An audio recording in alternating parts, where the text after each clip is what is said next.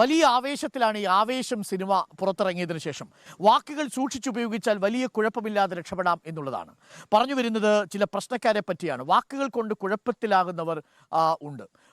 സമയത്ത് കൃത്യമായിട്ട് നല്ല വാക്കുകൾ ഉപയോഗിക്കുക.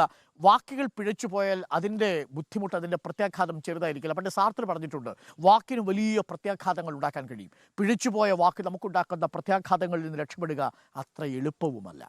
കാണാം ചിലരെക്കുറിച്ച് അവർ പറഞ്ഞ വാക്കുകളും. വടകരയിൽ വാക്പോര് സജീവമായപ്പോഴും UDF സേഫ് സോണിലായിരുന്നു. പിന്നാലെ സൈബർ ആക്രമണ ആരോപണങ്ങളിൽ പാർട്ടിയെ ബാക്ക് ഫുട്ടിലാക്കി RMP നേതാവ് ഹരിഹരന്റെ അധിക പ്രസംഗം. CPM-ന്റെ സൈബർ ഗുണ്ടകൾ കരുതിയത് അവർ ചില സംഗതികൾ നടത്തിയാൽ അങ്ങ് തീരുന്ന. ടീച്ചറെ ഒരു പോർണോ ഉണ്ടാക്കുന്നത് മഞ്ജു വാര്യരെ പോർണോ വീഡിയോ ഉണ്ടാക്കിയത് നമുക്ക് കേട്ടോ മനസ്സിലായി. ആരെല്ലാം ഉണ്ടാക്കുന്നത്? ആരുണ്ടാക്കി? കറുപ്പിന് ഏഴിഴകെന്ന് പറയുമ്പോഴും ഇന്നും നേരം വെളുക്കാത്ത സത്യഭാമമാരുടെ നാടാണ് കേരളം. ശുദ്ധ മലയാളം എന്ന് പറഞ്ഞാൽ എന്റെ സ്വന്തം അഭിപ്രായമാണ്. നിങ്ങൾ അങ്ങനെയൊന്നും പറയാൻ പാടില്ല. ഞങ്ങളുടെയൊക്കെ പ്രായമൊക്കെ നിങ്ങൾ നോക്കണമെന്ന്. RLV രാമകൃഷ്ണനെതിരെ അധിക്ഷേപം ചൊരിഞ്ഞിട്ടും മാപ്പ് പോലും പറയാതെ സത്യഭാമ ഉറഞ്ഞുതുള്ളി. വാർത്താലേഖകനോട് പോലും ഒരു മര്യാദ പോലും ഇല്ലാത്ത പറച്ചിൽ. ഒരു കുറ്റബോധം മേഡത്തിന് തോന്നുന്നില്ല? കുറ്റബോധമല്ല, ഞാൻ ഇനിയും പറയുന്നു പറഞ്ഞാല് എനിക്ക് എന്റെ കലയായിട്ട് സംബന്ധമായിട്ടുള്ള പ്രശ്നങ്ങൾ എനിക്ക് വരുമ്പോൾ ഞാൻ സംസാരിക്കും. എന്റെ അതല്ലേ അത്.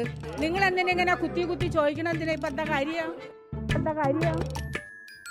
ജാതി പറഞ്ഞിട്ടില്ല, മതം പറഞ്ഞിട്ടില്ല, കാല് കവിച്ചു വെച്ച് തന്നെ മോനാട്ടം കളിക്കുന്നത്. ജാതി പറഞ്ഞിട്ടില്ല, മതം പറഞ്ഞിട്ടില്ല, കാല് കവിച്ചു വെച്ച് തന്നെ മോനാട്ടം കളിക്കുന്നത്. സത്യഭാമയിൽ നിന്ന് സാമ്പ്രത്യോദയിലേക്ക് മാറിയാൽ പുതിയ ഭാവമാണ്. പിത്രോദയുടെ വല്ലാത്ത പറച്ചിൽ കോൺഗ്രസിനെ വലിഞ്ഞു മുറുക്കി. കിഴക്കുള്ളവരെ കണ്ടാൽ ചൈനക്കാരെ പോലെ, തെക്കുള്ളവർ ആഫ്രിക്കക്കാരെ പോലെ. എന്റെ പൊന്നു പിത്രോദെ, മിണ്ടാതിരിക്കാൻ കഴിയുമോ? ലവലേശം കൂസൽ പോലും ഇല്ലാതെ കോൺഗ്രസിനെ പോലും പ്രതിരോധത്തിലാക്കി. എന്തെങ്കിലും കിട്ടാൻ നോക്കിയിരുന്ന BJP-ക്കാർക്ക് ഒരു ആയുധവും. We have survived 70 years, 75 years in a very happy environment where people could live together, leaving aside few fights here and there. We could hold country together as diverse as India, where people on east look like Chinese, people on west look like Arab, people on north look like, maybe white, and people in south look like Africa. Doesn't matter. We are all brothers and sisters. അല്പം ജാഗ്രത അടുത്തൂടെ പോയിട്ടില്ല എന്ന് വേണം പറയാൻ. Social media pungi वनु Manishankar अय्यरुडे Pakistan स्नेह कि जितना भी तीव्र हो हमारा समस्या पाकिस्तान के साथ, उसका हल निकालने के लिए हम मेहनत कर रहे हैं. पिछले 10 साल से सारा मेहनत बंद है.